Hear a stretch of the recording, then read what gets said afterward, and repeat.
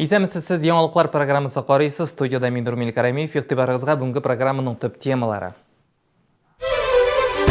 Туристлік агентліклары Түркияге юллама сатмай башладылар. Россия һәм Түркия арасындағы мөнәсәбәтләр бозылу шәһәрдәшләргә нинди йогынтыясы Гүзәл Шихапова ачыклады. Балалар бақшасында иртә хәвефле хәбәрдән башланды. Кинологлар, коткаручылар, полиция хезмәткәрләрен җәлеп итәргә туры килде. Архитекторлар бер тавыштан тәкъдимне кабул иттеләр. Чаллыда заманча Корбан чалу комплексы төзәячәкләр. Мәрхәмәт балалар йортында КамАЗ мәдәният сараена да иң кадерле кешеләр чакырыла. Шәһәрдә әниләр көне уңайыннан бәйрәм чаралары үтә.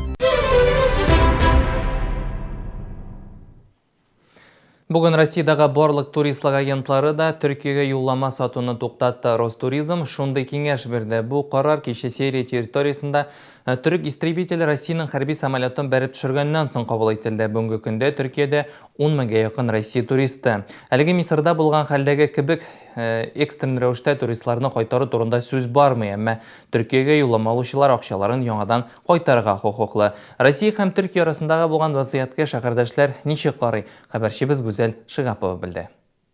Израиль, Иордания, то есть это совершенно новое направление, которое раньше просто не продавали. Туристлык агентлыкларында хәзер күбрәк ерак илләргә юлламалар сатыла башлаган. Төркиягә юллама сатмау әлеге кесәгә сукмыйдылар агентлыкларда, чөнки әлеге илдә ял итү сезоны тәмамланган. Ә менә язга таба хәлләр җайланмаса, туристларга иң популяр булган Төркия урынына икенче юнәлеш сайларга туры киләчәк. Туристы поедут в другое направление. Бу туристлар икенче юнәлешне сайлаячаклар. Алар Краснодар өлкәсенә яки Крымга барырлар дип уйлыйбыз. Әмма Крым бу хәтле халыкны кабул итә алырмы билгесез. Сыйфат һәм бәя ягыннан Төркиягә Россиянең көньягы туры килә. Мисырга юл ябык, ерак юнәлешләр генә калды. Ростуризм Төркиягә бармаска киңәш бирә. Шәһәрдәшләр бу хәл көтмәгәндә булды ди. Күбесе бу илгә бармау түгел, чит ил продукциясенә дә каршы. Нет, не полетел бы. И товар бы их уже не стал покупать. Очень отношусь критично то, что они сделали, сбили наш самолет. Акчасы булган кеше йөри, инде акчасы булмаган кеше йөри алмый. Но мин хочу, аларга да тынычлык, үзебезгә дә. Сугыш булмасын. Вот этот дом тоже делают турки. Ну, если там какие-то дурачки есть, которые сшибают, то что? Причем здесь простой народ? В Турцию, Египет, я считаю, это не патриотично. Деньги куда-то увозить. В Крым можно ездить, в Сочи. И, наверное, больше не полетим. И не только не полетим. И всем и другим желаем, чтобы никаких связей с ним не поддерживать. Ну а почему? Потому что вот как к нам отнеслись-то они? Как Путин не скажет, удар в спину сделали людям. Это же вообще... Төркия һәм Чаллы арасында соңгы елларда икътисади мөнәсәбәтләр ныгый башлады. Ире инвесторлар Хайыр заводын төзи. Алабуга зонасында Төркия җитештерүчеләре җитәрлек. Төркия һәм Чаллы бизнесменнары бер-берсенә еш кунакка йөри, төрле форумнарда катнашалар. Алып сатарлар күршедә урнашкан илдән кием салым продуктлар ташый. Төрекләр Чаллыда кафеларын ачты, Төзелеш өлкәсендә дә зур урын алып торалар. Когда мы приехали в Татарстан, у нас... Без Татарстанга килгән җылы кабул иттеләр. Үзебезне биредә өйдәге кебек хис итәбез. Әлеге проблеманы тизрәк хәл итеп барысы да җайлансын иде. Вообще хорошо встречает, и там... Төркиядә Россия кешеләрен яхшы кабул итәләр, барысыннан да канәгать булып кайтып китәләр. Киләчәктә дә проблемалар булмас дип өметләнәм. Чаллыдагы төрек эшмәкәрләре киләчәктә дә җылы мөнәсәбәтләр сакланыр дип өметләнә. Шәһәрнең сәнәгать һәм сәүдә палатасында әлегә комментарий бирүдән тыелып торалар. Шулай да Төркия партнерлары белән иң нык хезмәттәшлек җепләре Төзелеш өлкәсендә дип ассызыкладылар. Әмма республиканың сәүдә сәнәгать палатасы идарәсе рәисе Шамил Агиев Төркия белән бәйле вазгыять турында безгә дуслыкны да, икътисади мөнәсәбәтләрне дә саклап калырга кирәк дип белдерде. Гүзәл Шихапова, Дмитрий Рачеев, Яңалыклар. 43-нче комплекста урнашкан балалар бакчасында шикле пакет бүген көндезге 11ләр тирәсендә хукук сакчылары һәм коткаручылар шундый хәбәр алды. Урынга тиз арада оператив хезмәткәрләр җибәрелде. Теманы хәбәрчебез дәвам итә. Вот здесь, на этом месте лежал желтый пакет, завязанный на много узелков. Видимо, кто-то бросил сюда вот этот пакет через забор специально. Вот здесь вот был пакет. 39 санлы балалар бакчасының билгесез хулиган гамәленнән беренче тапкыр гына зыян күрүе түгел. Ул койма аша территорияга чүп пакетын ыргыта. Янәшәдә генә хәрби комиссариат һәм прокуратура бинасы булуда куркытмый. Башта бу пакетлар үтә күренмәле булган. Шуңа тәрбиячеләрдә шик тудырмаган. Бүген исә хәл башкача. Сразу детей мы отправили на безопасное расстояние. Біз балаларны шунда ук куркынычсыз урынга алып чыктык. ФСБга ички эшләр бүлегенә шалтыраттык. Кинологлар да килде. Пакет ичендә шуб иде.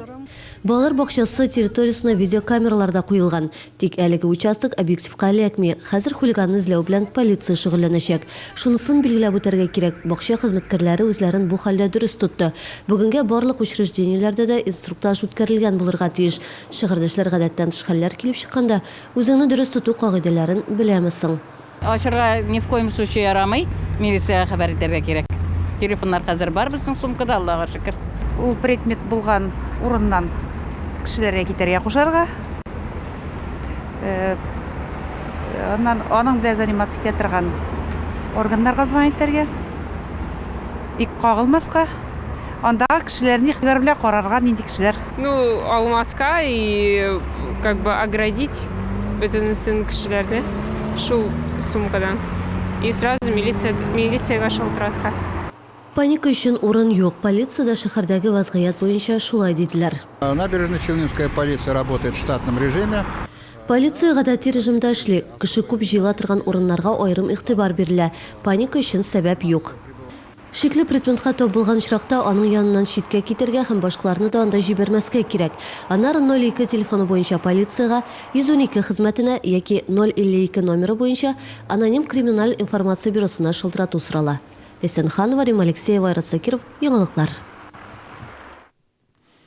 Бір антенна үшін 2 төрле түләү кәгазе октябрь айына фатир үшін түләү кәгазьләре белән бергә күп кенә шәһәрдәшләр МТС компаниясеннән дә счетлар алды. Аның артына килешү тексты язылган. Элемтә хезмәте өчен компания аванс белән 250 сум акча түләргә тәкъдим итә. Башкарма комитетта безгә хәлне аңлатып бирделәр. Федераль закон нигезендә һәркем 20-гә якын бушлай канал карау хукукына ия. Кабель шилтәреннән файдаланган очракта гомуми антенна өчен түләү бөтенләй каралмаган. МТСтан алган мондый счетлар клиентларны җәлеп итү чарасы гына булып тора. Есть ряд нестыковок. Бу килешү бик күп сораулар тудыра, шуңа күрә түләгәнче башта һәркем аның белән ныклап танышырга тиеш. Квитанциядә күрсәтелгән сумманы түлисез икән, сез автомат рәвештә килешүдә күрсәтелгән шартларны кабул итәсез дигән сүз. Коллектив антенна мәгълүмати технологиялар үзәге карамагында барлык идарә итү компанияләрдә нәкъ менә аның белән килешү төзегән. Шәһәр исәпләү үзәге белгечләре әйтүенчә, антенна өчен түләү шартлары үзгәрешсез. Димәк, шәһәрдәшләргә фатир квитанциясе буенча түләргә кирәк. Прокуратура шәһәр башкарма комитетын судка бирде. Бер ай дәвамында ЮХИДИ һәм прокуратура хезмәткәрләре чаллы юлларын тикшерде. Нәтиҗәдә ясалма киртәләрне, юл билгеләрен урнаштыруда кагыйдә бузу чираклары ачыкланды. Аларның күбесе Шамил Усманов тимер юл, гидротөзүчеләр, Әхмәтшин урамнарында телкәргән. Хәзер прокуратура җавап көтә. Суд карары 6 ай эчендә билгеле булырга тиеш. Әгәр эш дәва бирүчеләр файдасына хәл ителсә, шәһәр башкарма комитетына барлык хаталарны төзәтергә туры киләчәк. В ходе проверки было выявлено, что на некоторых искусственных неровностей. Тикшерү барышында шулай чукланды, кайбер ясалма кылкулыкларның үлчәмнәре нормаларга туры килми. Яктылык кайтартучы элементлар да юк. Кайбер участокларда тиешле юл билгеләре җитми. Яктырткычларның уты да таләпләргә җавап бирмәүче урыннар бар. Чаллыда каршылык акциялары күрсәтүче авыр йөк машиналар йөртүчеләренә карата прокуратура тарафыннан кисәтүләр ясалды. 10 транспорт компаниясына язма кисәтүләр таратылды. Исегезгә төшерәм, 15 ноябрьдән яңа закон кабул ителде. Аның нигезендә 12 тонналык һәм оннан да артык авырлыгы булган йөк машиналары узган һәр чакрым өчен 1 сум 50 тиен түләргә тиеш. Әлеге үзгәрешләрдән ерак юлларга йөрүчеләр риза түгел. Шуңа күрә каршылык акциялары оештырдылар да инде. Хәзер моның өчен административ хәтта җинаять җаваплылыгы да каралган. Архитекторлар бер тавыштан тәкъдимне кабул иттеләр. Чаллыда заманча Корбан чалу комплексы төзәячәкләр. Мәрхәмәт балалар йортында КамАЗ мәдәният сараена да иң кадерле кешеләр чакырыла. Шәһәрдә әниләр көне уңайыннан бәйрәм чаралары үтә. Ярмарочный клуб представляет праздничная выставка белорусских товаров на площади УДК КамАЗ с 24 по 30 ноября. Натуральные колбасы, вкуснейшие конфеты, посуда, обувь и одежда, текстиль и трикотаж. Аденома, простатит, выход есть. Эритон – урологический аппарат для лечения мужских заболеваний. Звоните 8 800 555 62 72. Круглосуточно и бесплатно. Эритон – ключ к мужскому здоровью. Только 1 декабря. Выставка-продажа аппарата Эритон в ШШК с 12 до 13 часов. Только 2 дня, 28 и 29 ноября, суббота и воскресенье. Город Набережные Челны. Выставка распродажи обуви едет к вам. Цены пополам. Более 30 производителей из России и Европы. Скидка 50% на всю мужскую и женскую обувь. Весь размерный ряд, особенно на широкую, полную ногу. Обувь для комфорта, для повседневной жизни. Минимальные цены на качественную обувь. Цены пополам. Город Набережные Челны, ДК КамАЗ, 2 этаж с 10 до 19 часов. Цены пополам. 27-нен 29 ноябрьга кадәр хәләл үзәктә ислам дөньясы дип аталган китаплар күргәзмәсе оештырыла. Биредә яңа басылган дини әдәбиятны сатып алырга, китап авторлары белән очрашырга мөмкин булачак. 27 ноябрь 10 сәгатьтә хәләл үзәккә рәкым итегез.